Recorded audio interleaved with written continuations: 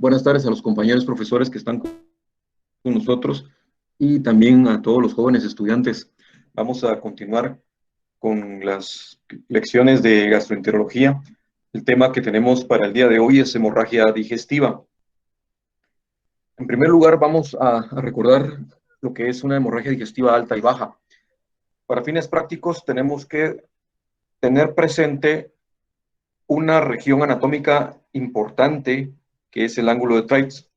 El ángulo de Treitz se forma a través de este ligamento, que es el ligamento de Treitz, que hace una ligera tracción entre lo que es la cuarta porción del duodeno. La primera está por acá, el segundo acá, tercera acá y cuarta. Y donde empieza lo que es el yeyuno. Ahí está ubicado este ligamento de Treitz, y esto lo que hace es una ligera tracción, formando una especie de esquina o de acodamiento. Y por convención, todo lo que está por encima del ángulo de Treitz lo vamos a definir como hemorragia digestiva alta, y todo lo que está por debajo del ángulo de Treitz lo vamos a definir como hemorragia digestiva baja. De tal forma, teniendo como punto de referencia el ángulo de Treitz, tenemos que esófago, estómago y duodeno va a ser regiones constituidas de tubo digestivo alto, y yeyuno, ilio y todo lo que es el colon o el recto, pues constituyen regiones de tubo digestivo bajo. Convencionalmente, siempre se trató estas dos formas de ver al tubo digestivo. Actualmente, con el advenimiento de nuevas técnicas de diagnóstico, de investigación, sobre todo lo que es cápsula endoscópica y algunas técnicas endoscópicas como la enteroscopía de empuje, que permitieron una mejor evaluación de lo que es el intestino delgado, pues algunos consideran ya como que el tubo digestivo lo deberíamos de dividir en tres grupos. El de arriba, el tubo digestivo alto, no sufre ninguna modificación, y para fines prácticos el tubo digestivo medio sería desde lo que es debajo del ángulo de Treitz hasta el ilium, y tubo digestivo bajo únicamente el colon. Pero eso se los dejo solamente como para que tengan noción de que existe esa posibilidad. Para fines prácticos de evaluación y siguiendo los lineamientos de su libro, vamos a tomar solamente estas dos divisiones. Terminología importante que debemos de manejar y de recordar, sobre todo para tratar de enfocar de una forma adecuada nuestro paciente, es la hematemesis, que es el vómito de sangre brillante o de coágulos por el que uno saca por la boca al paciente. Melanemesis, este término sí existe, pero es realmente pobremente utilizado, si es que casi pues no lo utilizamos, pero es el vómito de sangre que luce como pozos en café, o que incluso también en nuestra terminología lo utilizamos como chingaste de café. Pero sí me gustaría que sepan de que realmente el término correcto es melanemesis. La hematoquesia. La hematoquesia es la salida de sangre rojo vinoso a través del recto. La melena es la salida de heces de color negro, como alquitrán, muy malolientes. Es un olor tan característico que una vez uno lo percibe por primera vez en su vida, pues fácilmente lo va a lograr identificar después el resto de la vida. Es a través del recto, obviamente. Y debemos de recordar que para que haya presencia de melena debe de haber como mínimo la presencia de sangrado de entre 50 a 100 mililitros en el momento en que está el paciente con la melena, y que ésta debió de haber pasado de 8 a 14 horas en el intestino para poder transformarse por acción de las bacterias del tubo digestivo y sobre todo del colon, para adquirir esa coloración alquitranada y ese olor tan característico. Otro término importante es la rectorragia, que es la salida de sangre rojo brillante a través del recto. Esto es bien importante porque cuando llega un paciente a la emergencia o incluso en el consultorio, con solo nosotros hacer ciertas preguntas de la presencia o no de estos términos o de estas situaciones, podemos tener una noción con una certeza bastante importante del probable sitio anatómico que está siendo afectado. Otra terminología también importante es la de hemorragia gastrointestinal de origen oculto. En esta, el paciente no sabe que está sangrando, tampoco el clínico, sino que pudo haber sido descubierta por simple azar. El paciente fue a hacerse un chequeo médico y le encontraron una anemia, o el paciente tenía síntomas secundarias a una anemia, se cansaba muy fácil al caminar, cualquier otra situación, pero que haya habido un sangrado evidente, no. Y entonces por eso es reconocido cuando hay una sangre oculta en heces positiva, una anemia, etc. Y el origen oscuro. En el origen oscuro, tanto el clínico como el paciente saben que hay un sitio de sangrado, pero después de un abordaje inicial adecuado que debe de incluir endoscopía tanto alta como baja, no se logra encontrar ese sitio de sangrado y entonces, aunque se sabe que está sangrando, no se tiene la certeza del sitio exacto y debe de seguirse investigando. Ahora bien, pasando a lo que es la hemorragia digestiva alta. Pues la hemorragia digestiva alta es una situación bastante frecuente aún en estas épocas. Geográficamente tiene una variabilidad muy grande, que puede ser desde los 48 hasta las 160 casos por cada 100,000 habitantes. La hemorragia digestiva alta es casi la gran mayoría de casos de hemorragia digestiva aguda. Por eso es de que es quizás más importante que la baja, no quiere decir que la otra sea despreciable, pero es a la que se le ha dado mucho más enfoque, mucho más interés en cuanto a su abordaje. Y puede conllevar hasta un 5 y 14% de mortalidad si no se atiende de una forma adecuada. E incluso muchas veces atendiéndolo de forma adecuada. Cuando llega un paciente, nosotros debemos de saber algo. No se puede hacer una endoscopía en un paciente que está hemodinámicamente inestable. Lo primero que uno debe de hacer es estabilizar al paciente hemodinámicamente, como lo vamos a ver posteriormente. Pero también debemos de evaluar el riesgo. Y el riesgo que tiene un paciente si no intervenimos y obviamente de las consecuencias, de las probables consecuencias que podemos llegar a tener. Entonces, ¿cómo vamos a evaluar el riesgo? Pues existen actualmente varias escalas.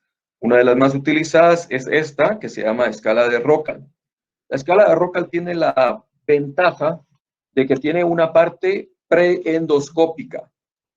Esa parte preendoscópica básicamente son 3 criterios: la edad del paciente, el estado hemodinámico reflejado en la presión arterial sistólica y la frecuencia cardíaca, y la presencia o no de ciertas comorbilidades que ya están bien definidas que van a afectar en la sobrevida de un paciente, como estas que ustedes ven en la parte derecha. Dependiendo de los valores, pues así se le da una puntuación. Y además, ya una vez que se estabilizó el paciente y que se hizo la endoscopía, también hay un complemento en esta escala, que es la parte endoscópica. En la parte endoscópica, como su nombre lo dice, pues ya tenemos un diagnóstico endoscópico, cualquiera de todos estos, y lo más importante, si hubo o no un hallazgo que nos indique que el paciente estuvo sangrando recientemente, ya que eso también va a tener implicaciones en el pronóstico y la probabilidad de que el paciente se complique. Una de las ventajas del evaluar el riesgo a través de la escala de Rockall es que nos da la probabilidad de fallecimiento de los pacientes. Sabemos que un paciente que tiene 7 puntos por arriba de 7 puntos, tiene una probabilidad de fallecer arriba del 50%. Pero esta no es la única escala que nosotros podríamos utilizar. También está la escala de Glasgow-Blatchford. En la escala de Glasgow-Blatchford tenemos básicamente estos parámetros: la urea, el nitrógeno de urea, la hemoglobina, que debe ser diferente entre hombre y mujer, la presión arterial sistólica y la presencia o no de estas situaciones: melena, síncope, enfermedad hepática preexistente o una falla cardíaca.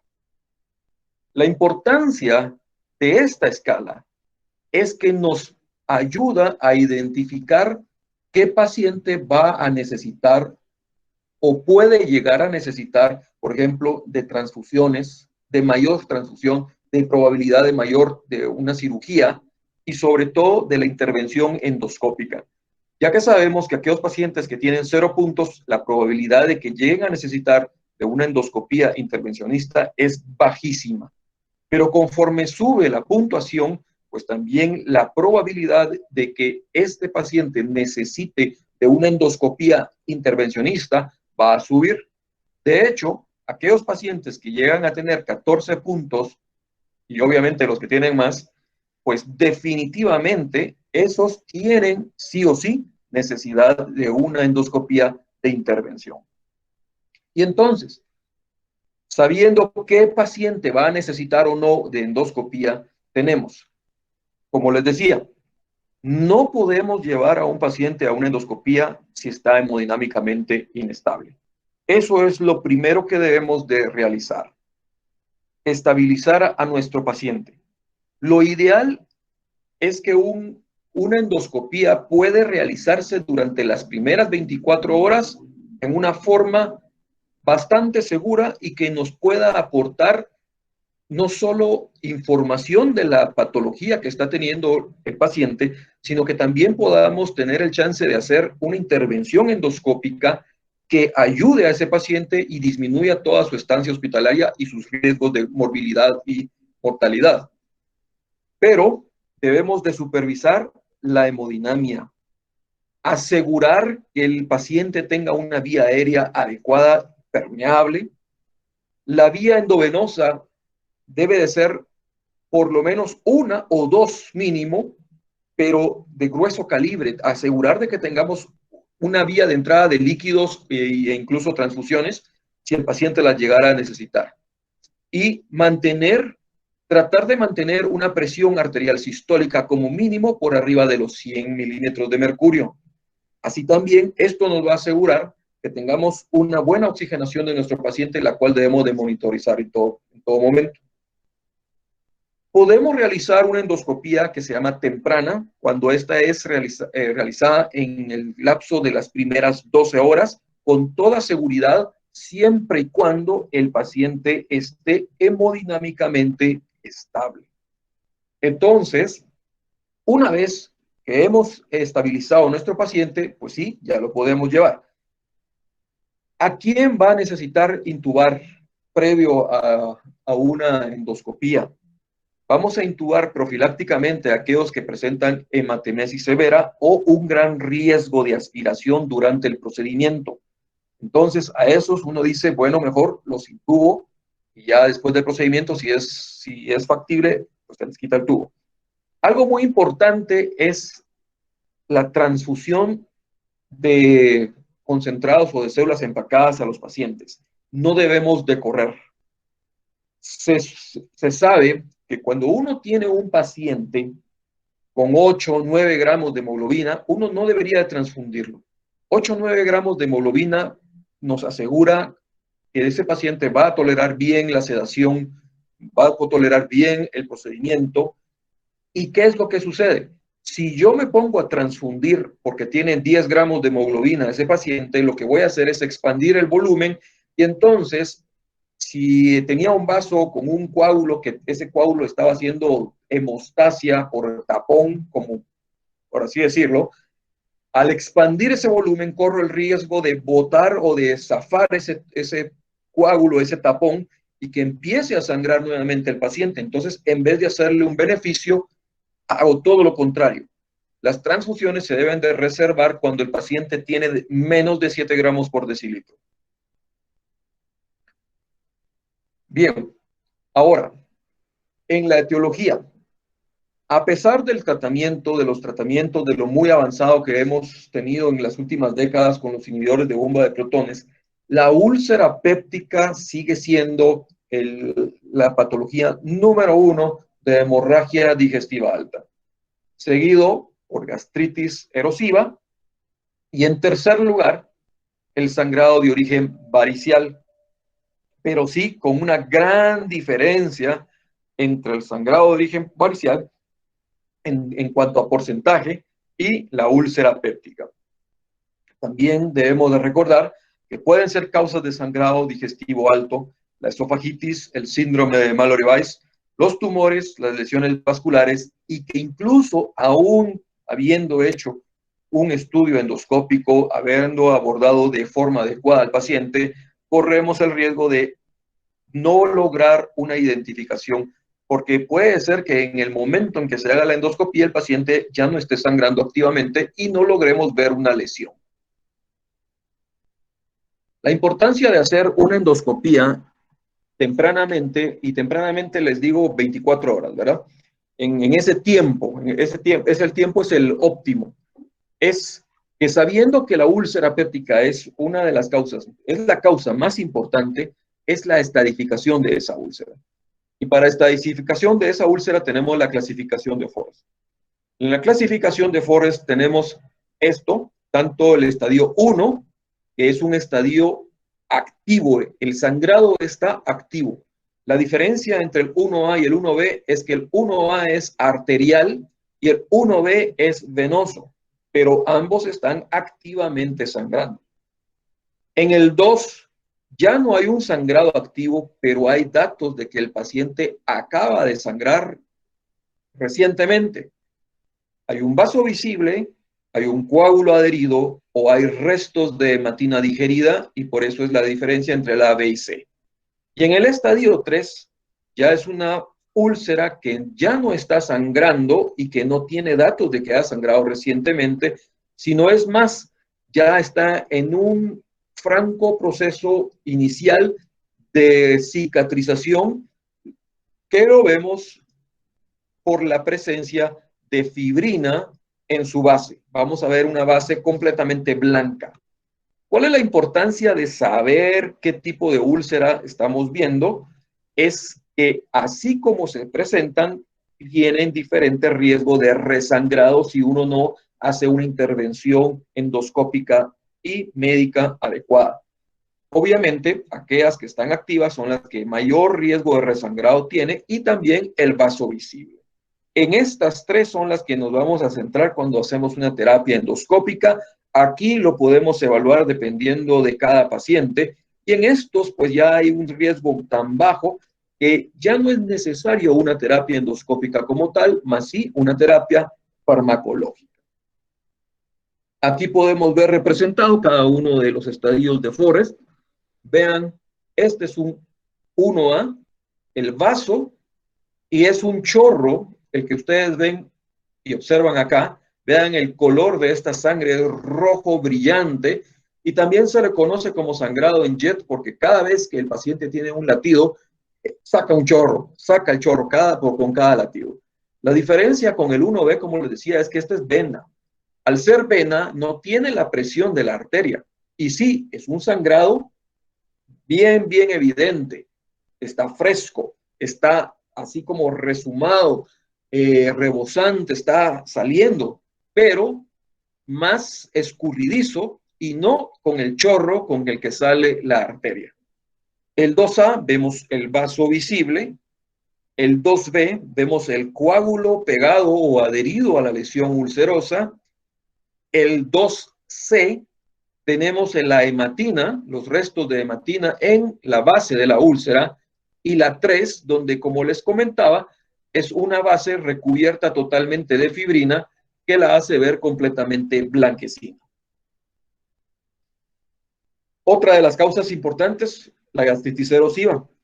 La gastritis erosiva sangrante, esta es la diferencia. Aquí hay una gastritis erosiva, pero no está sangrando. Vean las lesiones, se miran blanquecinas recubiertas por fibrina. Aquí sí ya vemos que ha sangrado este paciente con estas lesiones recubiertas de hematina. Y por supuesto el sangrado varicial. Sangrado varicial en varices esofágicas, secundaria hipertensión portal. Vean aquí una varice tremendamente grande que se ha roto por la presión intravaricial y vemos el chorro que sale de ella. Otras causas, como las habíamos comentado, las esofagitis. Es ya muy raro que veamos una esofagitis tan severa como esta, péptica, pero sí las podemos llegar a ver así de severas cuando hay presencias de virus, sobre todo en pacientes inmunocomprometidos. Citomegalovirus y herpesvirus pueden llegar a dar este tipo de imágenes de una esofagitis. Vean este desgarro de la mucosa, este es un Mallory Weiss. Tenemos el desgarro de mucosa, no llega a la muscular a nivel de lo que es la transición de los epitelios. Aquí está el tejido esofágico, aquí está el tejido gástrico, por eso la diferencia de colores, sobre todo más cuando la historia es de vómitos previos o arcadas muy severas, sobre todo en un paciente alcohólico, es la historia típica. El sangrado en una neoformación por los vasos. Recuérdense que una neoplasia es un tejido ricamente vascularizado, hay mucha neoformación de vasos, y entonces con la irritación que puede dar el ácido gástrico, puede llegar a irritar toda esta mucosa, ulcerarla y sangrar con una facilidad enorme. Así también las ectasias vasculares, sobre todo en personas adultas mayores, y también la lesión de Dieulafoy. La lesión de Dieulafoy hay que tener mucha suerte para poder diagnosticarla, ya que Dieulafoy es la presencia y persistencia de un vaso arterial muy grueso, tortuoso, hasta las capas más superficiales de la mucosa. Normalmente, si uno tiene la suerte de entrar y hacer endoscopía cuando ya dejó de sangrar, no va a encontrar absolutamente nada, porque esa es parte de la lesión de Dieulafoy. La lesión de Dieulafoy, si ustedes limpian acá, no miran absolutamente nada malo, miran una mucosa, pues, aparentemente normal. ¿Por qué? Porque la lesión del vaso está más profunda. El vaso sí va a ser muy evidente si vamos más arriba, sobre todo en patología es donde más se ve este tipo de situaciones en los vasos aberrantes. Y a nivel microscópico lo que podríamos encontrar es una abertura tan grande que puede llegar a medir hasta 3 milímetros. Entonces, eso en una endoscopía lo podemos perder con muchísima facilidad. En cuanto al tratamiento, no se pierdan. Estabilizamos al paciente, hacemos la endoscopía y dependiendo de lo que encontremos en la endoscopía tenemos úlceras, varices o cualquier otra lesión. Dependiendo de esto, úlceras, tratamiento endoscópico para las 1, para las 2A y el resto únicamente tratamiento no endoscópico que sería farmacológico que ya vamos a ver. Varices esofágicas, tratamiento con ligadura. No vamos a entrar en gran detalle en esto porque esto es parte de la clase siguiente. Y en Mallory Weiss y todas estas otras lesiones, dependiendo de lo que encontremos, así va a ser necesidad de terapia endoscópica o no, sobre todo si hay sangrado activo. El siguiente. Este es un como que resumen de lo que hemos comentado. Si hay úlceras de alto riesgo, terapia endoscópica más inhibidor de bomba de protones. Si la úlcera es de bajo riesgo, únicamente tratamiento médico. Esa es la importancia de hacer la endoscopía. Nos va a ayudar al camino, a hacerlo más rápido, la estancia hospitalaria más rápida y que no estemos como que ensayando tratamiento, sino vayamos al grano. La terapia endoscópica puede ser múltiple y dependiendo de los recursos que tengamos, así la debemos de realizar. Podemos realizar inyecciones de medios esclerosantes, el más común es la adrenalina, que va a generar un vasoespasmo y eso va a hacer que deje de sangrar un vaso o una lesión sangrante en el momento, en una dilución de 1 en 10.000, pero también podemos utilizar el argón plasma. El argón plasma es un gas que lo que va a hacer es generar una coagulación de los vasos que estén sangrantes y va a hacer que vaya a haber una coagulación. Sondas de calor o Gold Proof que se llaman, la aplicación de hemoclips, como que fueran una, una herida operatoria, es afrontar la herida a través de estos hemoclips, lo cierran y ponen los que sean necesarios y así pues cierran la lesión. La aplicación de ligaduras variciales y más recientemente lo que se conoce como el hemospray. El hemospray es un polvo inorgánico que favorece a que estimula que lleguen más factores de coagulación a un determinado punto y entonces va a sellar, por así decirlo, una lesión sangrante. Esto es desde el punto de vista de terapia endoscópica. La terapia endoscópica actualmente se considera que debe de realizarse para tener mayor éxito dos técnicas diferentes. Entonces, se puede realizar inyección de adrenalina como escleroterapia, más cualquiera de las otras que ustedes tengan a mano. Además, tenemos que también considerar lo que es el tratamiento farmacológico, que se va a basar en los inhibidores de bomba de protones. Cuando tenemos una lesión como una úlcera o una gastritis severa, todas las dependientes por hiperacidez, vamos a dar un IVP en un bolus de 80 miligramos, ¿ya? Independientemente de la marca que ustedes escojan, 80 miligramos y seguido de una infusión de 8 miligramos hora durante las próximas 72 horas como mínimo. Después de estas 72 horas ya se puede evaluar traslapar a horario, ya sea endovenoso o incluso, si el paciente va muy bien, ya a nivel oral. ¿Por qué estas dosis no fueron dadas así porque al azar o porque me dio la gana?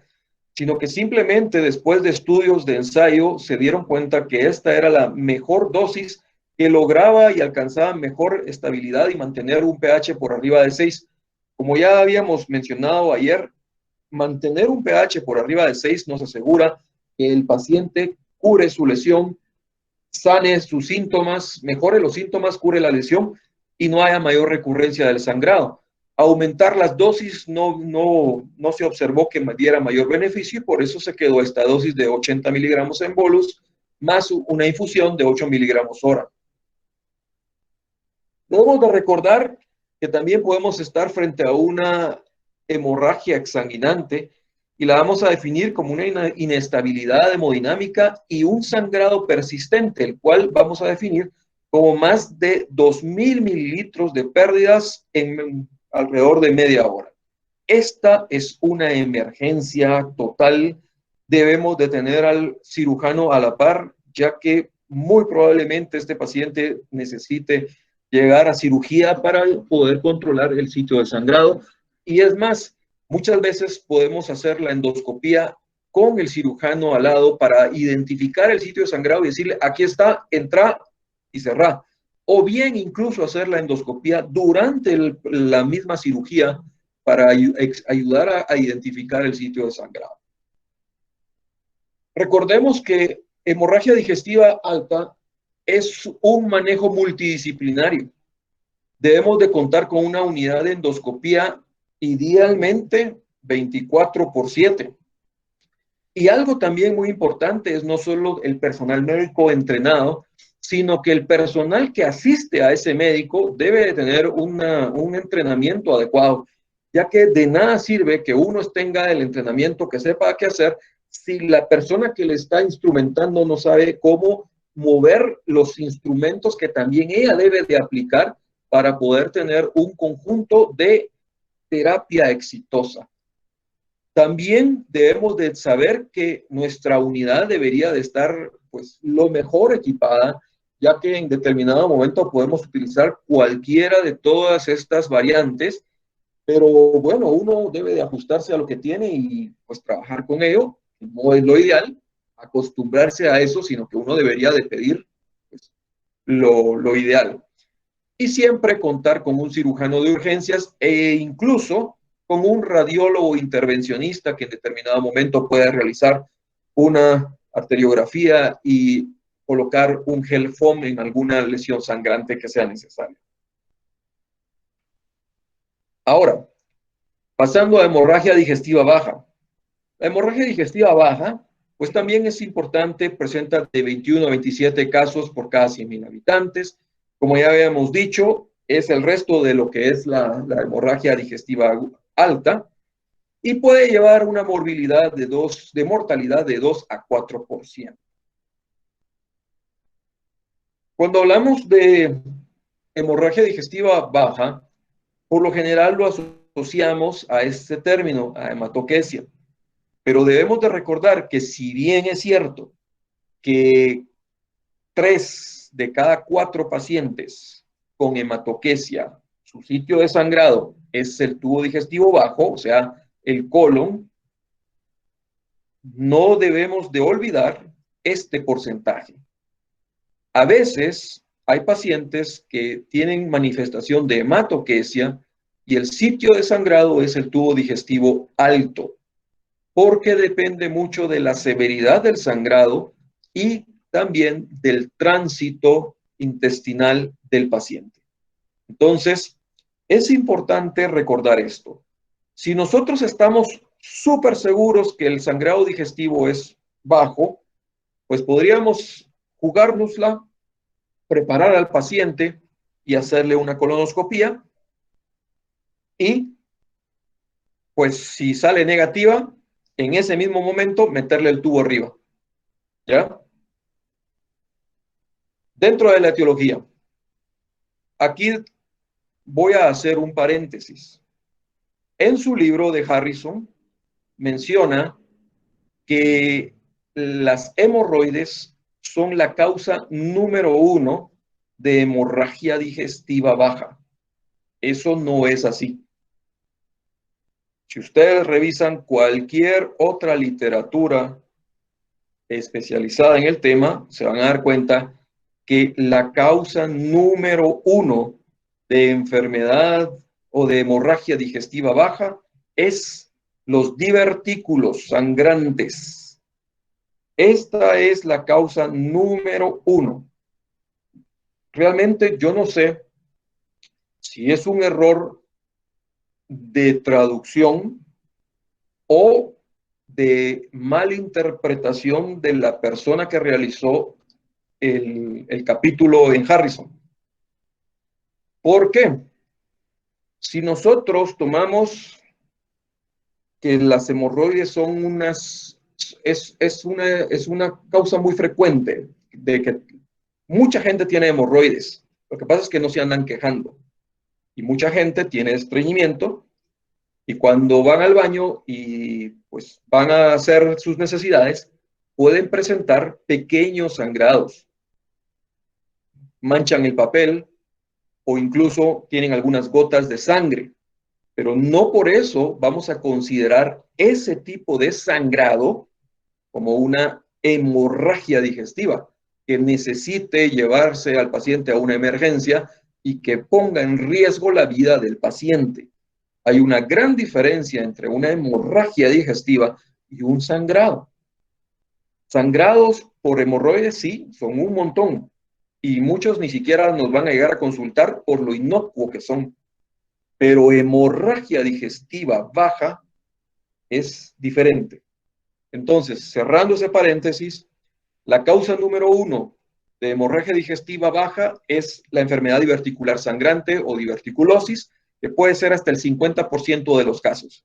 De ahí, sí, ya propiamente hemorroides, en el 14% de los casos, una gran diferencia. Problemas isquémicos, enfermedad inflamatoria intestinal, aquí estamos hablando de enfermedad de Crohn o de colitis ulcerativa. Una complicación después de una polipectomía. La polipectomía básicamente, recuérdense que es un corte, que sí, si bien se hace con electrocoagulación, pero puede, dependiendo del tamaño del cuello y de la base de ese pólipo, pues tener algún riesgo de sangrado posterior. Una úlcera rectal, las ectasias vasculares, colitis por radiación, estas son las causas más frecuentes. En cuanto a lo que es los problemas diverticulares. Los problemas diverticulares son problemas que se presentan con la edad. Realmente es muy, muy infrecuente ver divertículos en una persona joven, en una persona de 20 años, pero a partir de los 40 se vuelve algo muy común. Lo que pasa es de que no todas las personas van a consultar, mucha gente incluso muere y en las autopsias que les hacen se dan cuenta que tenían divertículos y el paciente jamás se quejó de ellos, ¿ya? Pero sí es una patología muy frecuente que avanza con la edad. Y esto se ha visto que está en relación a la falta de fibra, sobre todo de origen vegetal, que no va a generar una adecuada bolo fecal. Al no tener una buena cantidad de fibra, no vamos a tener una buena masa fecal y entonces el colon va a necesitar realizar una presión mucho mayor para poder evacuar. Si esto fuera aislado, pues no habría ningún problema. El asunto es de que cuando esta presión para poder evacuar es todos los días durante 20, 30, 40 años, esto va a debilitar las capas musculares, las paredes, sobre todo de la porción antimesentérica que está pegado a las tenias. Entonces, al haber este defecto en la pared muscular, permite que el tejido de la mucosa y la submucosa protruyan y formen estas pequeñas saculaciones que ustedes ven acá. Estas pequeñas saculaciones está el problema es de que son rigarizadas en sus bases. Y entonces, cuando hay una irritación de cualquier causa, cualquier estímulo, un fecalito ahí impactado, puede haber un sangrado. Los sangrados diverticulares, en su gran mayoría, pueden parar solos, solo es de observarlos y por lo general es, aunque sí es un sangrado grande, pero no llega a comprometer la vida del paciente si nosotros lo tenemos bien vigilado. Lo que sí debemos de tener presente es que puede haber una recurrencia y, sobre todo, los divertículos del lado derecho son los que más van a llegar a sangrar. Aquí hay dos particularidades. El lado izquierdo es donde más divertículos van a haber, pero los del lado derecho son los que sangran más fácilmente. ¿Por qué es esto? Porque anatómicamente en el lado derecho hay una vascularización muy rica. Recuérdense que al lado derecho, al ciego, al ascendente, las heces llegan prácticamente líquidas desde el ilion terminal. Y aquí hay un proceso de absorción muy importante para darle, digamos que la consistencia final de las heces. Y entonces la vasculatura a ese nivel es muy, muy fuerte, muy amplia. Por eso de que son los que más sangran. No obstante, si uno hace una colonoscopía, es más frecuente encontrarlos en el izquierdo. ¿Por qué? Porque en el izquierdo, ya una vez formada la masa fecal, se almacena ahí esperando el momento socialmente aceptable para poder evacuar y entonces ahí se ejerce la presión para el estímulo y que empiece la onda de propulsión que nos ayude a hacer la evacuación de forma natural. Entonces hay más presión del lado izquierdo, pero hay una mayor vasculatura del lado derecho. Los factores de riesgo, como ya habíamos dicho, la edad avanzada, sobre todo desde los 40 para arriba, prácticamente encontrar divertículos es del orden del día y sobre todo de los 70 para arriba, prácticamente todas las personas tienen. También fumar, el alcohol puede ayudar a tener divertículos. Se ha visto que son más frecuentes en pacientes con uso de AINES o de antitrombóticos, algunos antitrombóticos, y sobre todo si el paciente tiene divertículos en ambos lados del colon, estos tienen mayor riesgo de sangrado. Aquí vemos una colonoscopía. Omitamos esta parte, centrémonos en esto. Esto es una colonoscopía normal, siempre, como que les digo, obviando esta parte. Así debemos de ver un colon. De hecho, por la forma podemos decir que es el colon transverso. ¿Por qué? Porque vemos una forma triangular. Esto no es la luz natural, esto es la luz del colon. Esto son cavidades diverticulares. Aquí hay otras dos que no se miran mucho, pero estas sí son bien, bien evidentes. De hecho, una de ellas tiene un fecalito. Un fecalito es una masa fecal pequeña que se impacta. Estas masas fecales, por las cantidades de bacterias que contienen ahí, pueden irritar, erodar o rodar y ser fuente de un sangrado del divertículo, como el que podríamos ver a este nivel. Este es un sangrado activo por un divertículo. Aquí está la luz del colon y aquí está el divertículo sangrante. Otras causas comunes en el colon, las ectasias o angiodisplasias también. Las angiodisplasias son estas formaciones anormales de vasos de un calibre mucho mayor al normal. Vean, este es un vaso normal, así de este calibre. En el colon es normal ver la vasculatura, pero la vasculatura es fina y por lo general es rectilínea, ¿verdad? Dentro de sus formas, pero digamos que tiende a ser rectilínea. Diferente a estos ovillos de vasos tortuosos, grandes, muchas veces asociados a la edad o a algunas terapias, radioterapias, por ejemplo, que pueden ser sus vasos, su mucosa es muy frágil y entonces con alguna facilidad ser causa de sangrado. Obviamente no podemos olvidar las neoplasias. Nuevamente aquí es un tejido de neovascularización muy importante que puede erodarse con alguna facilidad y sangrar fácilmente también. Nuevamente, pues obviamente las hemorroides, entre mayor sea la presión que ejerza el colon para evacuar, pues también mayor la tensión que en determinado momento pueda llegar a tener esa hemorroide. Estas hemorroides, pues el epitelio superficial puede lastimarse y ser la causa del sangrado, sobre todo cuando tienen un tamaño tan gigante como el que tienen acá.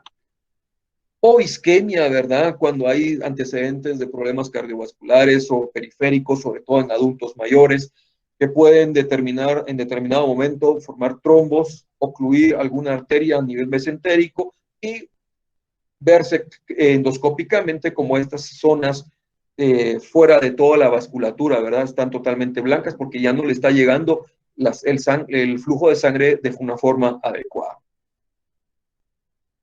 Algo importante, veamos, deberíamos de hacer gastroscopía en pacientes con hemorragia digestiva baja, sí, digamos que en ciertos pacientes en determinado momento sí considerarla, no estar cerrados a que es bajo solo colon, no, debemos de quitarnos eso.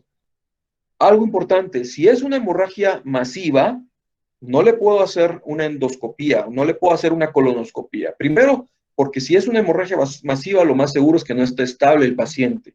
Segundo, recordemos que para hacer una colonoscopía y que de verdad sea útil para el paciente, debemos de preparar previamente ese colon.